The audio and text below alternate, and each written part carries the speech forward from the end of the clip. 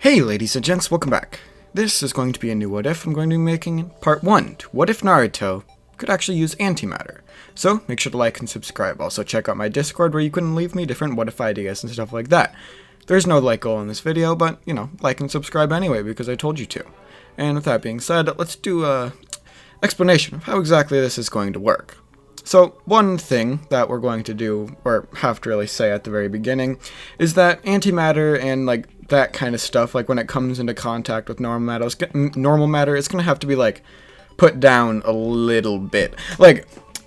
If I left it how the scientific version of antimatter actually worked and didn't have to reduce it to a slight extent, it would Naruto would literally accidentally sneeze and blow up the entire universe kind of a thing. So I can't exactly do that. So with this antimatter, it's going to be scaled down to a point where it could be used kind of safely.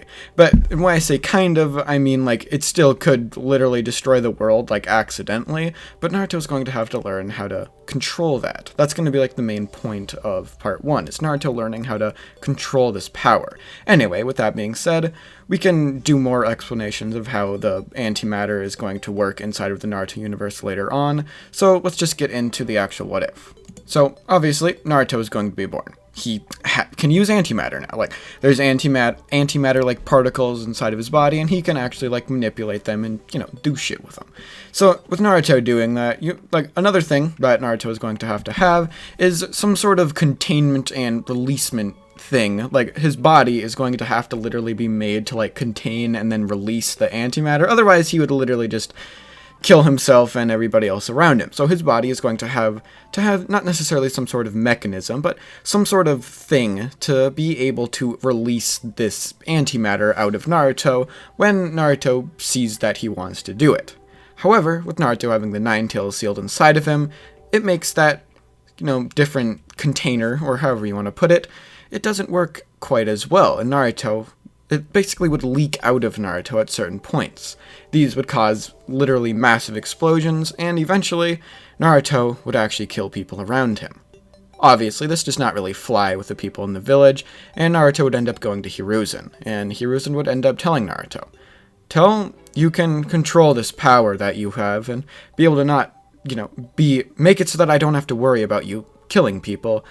You're gonna have to leave the village. Naruto looks at him. Tears starts forming down Naruto's eyes. He knew something like this would happen once he discovered that he had this power, but he never imagined it would be so soon. He didn't want it to be so soon. Naruto puts his head down, sighing, and he walks out of the Hokage office without another word. As Naruto is leaving the village with his head not held high even in the slightest bit, Hinata notices this, and she walks up to Naruto, asking what's wrong. Naruto simply pushing her away, not wanting to talk about what just happened. Hinata would obviously be a little bit worried by this, but she would think that Naruto's just having a bad day. Maybe she could talk to him about it some other time. Obviously, that's not exactly going to be the case. At least not until years in the future. At this point, Naruto's not that old. Maybe 8-9 years old, and Hiruzen knows that Naruto has a pretty low chance of actually surviving out in the wild, but he needs to put him there for the sake of his village. He doesn't want Naruto to kill all of them. So, Hiruzen exiles Naruto. So, as Naruto walks out of the village, some more people end up walking up to him, wondering why Naruto looks so sad. Usually he's so happy and upbeat, and they remember it. The other day, Naruto had actually killed some people. They realized what happened, and realized that Naruto isn't going to be coming back, at least for a while. So, they form a path to let Naruto leave. They don't really want to talk to him, and Naruto knows this, but he also doesn't really want to talk to them either. So, as Naruto walks out of the village, Hinata would be standing behind Naruto now. She'd kind of been following him, and she realized now, is Naruto leaving the village? Why would he be doing that? She runs to her father, and she basically, as she runs up, she asks him, what happened to Naruto? Why is he leaving the village? Now, he would look down, look at Hinata, his daughter, and simply say, he killed people. He killed our family, our friends. He's being exiled, and I really hope that devil doesn't ever come back. Hinata would be saddened by this, knowing that Naruto had killed, but she knows that Naruto wouldn't have tried to do that. Surely there's some sort of misunderstanding here. She leaves the house, basically running away at this point. with Hiyashi, her father, looking back, just knowing that he can't really do anything. She has to figure this out for herself, and he knows this. So as Hinata runs, she tries leaving the village, but she gets stopped. She would try this over and over again, and eventually she would actually manage to get out of the village, but at this point, it's days later. Who knows where Naruto is at this point? But she leaves the village anyway, trying to find where Naruto is, trying to find any signs of him. She's basically tracking down Naruto at this point, finding his footsteps, using her Byakugan because she can actually use that, just trying to find where Naruto went. And eventually, she comes across some sort of trail and begins following it. Eventually, she gets basically hundreds of miles away from the village at this point, and there she sees it. It's Naruto. He's sitting there around a fire, basically warming up his hands, because it's pretty cold at this point. It's the middle of the winter. Hinata would walk up to Naruto now, and Naruto looks up, seeing Hinata, and he's like, "What? How did you get here? What are you doing here?" Hinata walks up to Naruto now. She basically tells him, she's like, I need to know the real story. What happened? You wouldn't just kill people like that, would you? Naruto looks up at Hinata now, and he basically tells her, "Of course I didn't try to, but that's not the point. The point is I killed them. I even killed some of your friends, some of your family. Why are you here? You should hate me by now." Hinata looks at Naruto now. She basically tells him, "I don't think you're a killer, Naruto. You're not a murderer. I know you, and I want to help you. You looked so sad earlier." Naruto's like, "No dip, I looked sad. I just got banished from the village. Leave me alone, Hinata. Go away. What are you doing here?" Hinata, looking a little defeated at this point, sits down. Now with a little new show of confidence in her and a little show of basically determination. She's not going to let Naruto push her away that easily. She starts questioning Naruto about all these different things, and eventually she even comes to the conclusion, even more solidified now than it was when she first left. Naruto definitely did not kill those people on purpose, and she has to help him. So that Naruto can return to the village and somewhat go back to his normal lifestyle. So, eventually, obviously, Hinata would be noticed, and she would be noticed that she's not in the village anymore, and Hiyashi would know exactly what she did. She went to go find Naruto. He basically tells this to all the villagers, or not all of the villagers, but a lot of the villagers, and eventually some ninja would be sent to go after and find Hinata. With them pretty quickly stumbling upon Naruto and Hinata, they quickly take Hinata away, and Naruto once again is left alone in the darkness. So Naruto goes to bed that night and doesn't really feel like doing anything anymore. The next morning he'd wake up. He's a little bit more determined than he was before, now remembering back to what Hinata said. He can return to the village. He needs to figure out how he's actually going to do it. So Naruto, basically sitting up from his bed, he starts training. He starts training to try to hone this power, to be able to use it without any difficulty. Or not necessarily any difficulty, but to be able to control it so it doesn't kill people around him like before. So Naruto would begin training. Eventually, he does stumble across something. This is years in the future now. Naruto is about at around the age of when he would graduate from the academy. But he actually discovers it. A way that he can use the antimatter. It's quite interesting to him. He never really thought that he'd actually find a way, but remembering Hinata, he kept trying, and eventually he stumbled across it. Now, with Naruto coating its chakra around the antimatter when he forms it, it actually creates some sort of a barrier, so that matter can't actually get inside and actually touch it, therefore making it so that Naruto could, safely actually use it, until eventually, unless his chakra ran out or something of that sort, in which case Naruto, it would explode and it would kill everybody around him. And Naruto finds out a way. He can actually use the antimatter. Naruto's so excited by this, and eventually, a few days later, after discovering this ability, he trains it, hones it so that he can use it without really any difficulty, and eventually, he would return to the village. As Naruto returns to the village, he obviously would be greeted by a bunch of people at the gate, knowing that this is Naruto, and they probably shouldn't let him into the village, because he was exiled for a reason. He killed people. However, as Naruto walks into the village, Hiruzen is standing there, and Naruto notices him, and Hiruzen talks to Naruto, walking him out of the village, not really wanting to discuss this inside the village. As Hiruzen walks outside, he and Naruto start talking, basically asking what's happened over the past years. Hiruzen not really telling Naruto much because nothing really happened. However, Naruto tells Hiruzen he figured out a way to control his power, at least to a certain extent. Hiruzen asks Naruto to demonstrate this for him, with Naruto creating this purplish orb around in his hand, as it's coated in this white, layer. This is obviously chakra. Hiruzen notices this, and he's like, oh.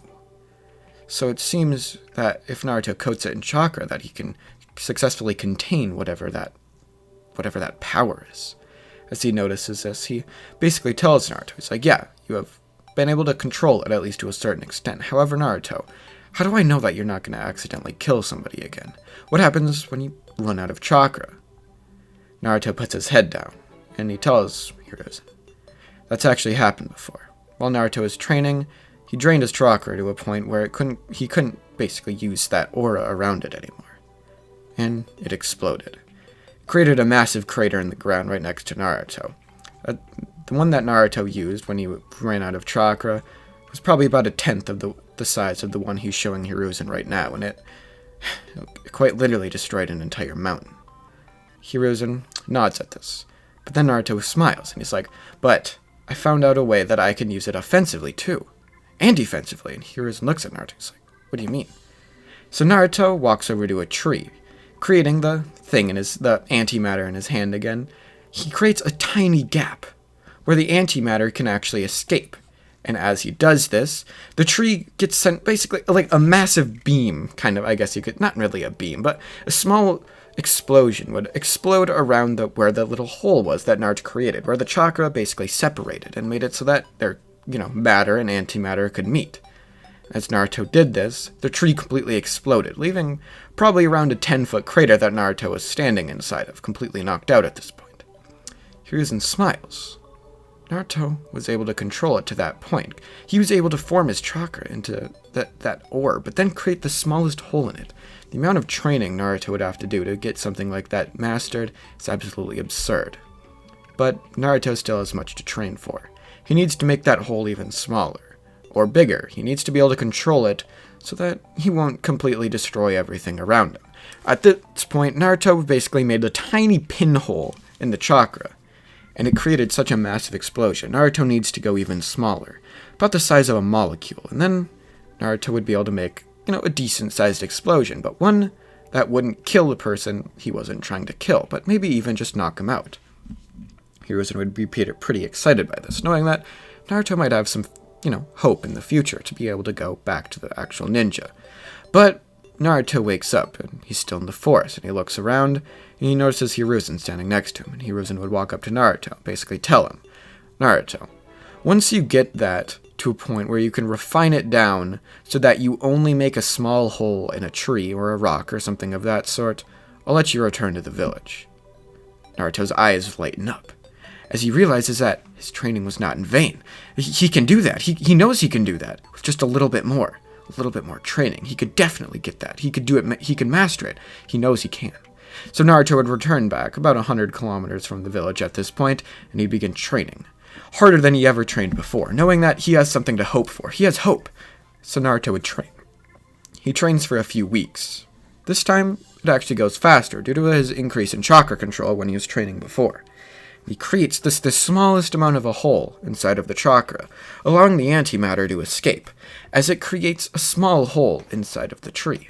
He gets excited, but then he trains more and more. He needs to do this so he can do it every time. He doesn't want this to be a chance thing that Naruto would be able to make a hole so small. Naruto would continue training. Eventually, another year would pass, with Naruto now completely mastering this ability, along with getting a new one. Naruto is able to create somewhat of a sheet, I guess, not a sheet, but like a pipe, I guess you could say, of chakra away from him. With Naruto being able to do that, he could shoot somewhat of a beam of this antimatter in a certain direction, and at the end of that beam, something will get damaged, or in the middle. Naruto note, it shoots basically a beam that can cut basically through anything because, antimatter. And at the end of the beam, when the chakra stopped forming around it, it would create a tiny explosion. An explosion that would, it would be like, it wouldn't be that big. It wouldn't be enough to destroy too much, but it would be enough to knock somebody out or do anything like that. Eventually, Naruto would once again return to the village, now with the news to Hiruzen that he has mastered the ability. He creates this small, basically, carving out of in the wood and in a rock, and then he shows Hiruzen his beam ability. Hiruzen would be impressed. took Naruto only a year to master all of these different things. And he allows Naruto to return to the village, telling Naruto that he can immediately take the graduation exam, seeing if basically where Naruto would place. As Naruto takes the graduation exam, they find out that Naruto has absurdly good chakra control because of all of his training, along with having a really large amount of chakra. Naruto would basically do the test, and he pretty easily actually does manage to create the clone. But he actually makes a shadow clone, because why not? Anyway, with Naruto basically passing, he graduates from the academy. But that's where I'm going to leave this part off. So I'll see you guys in the next part. Peace out. Bye.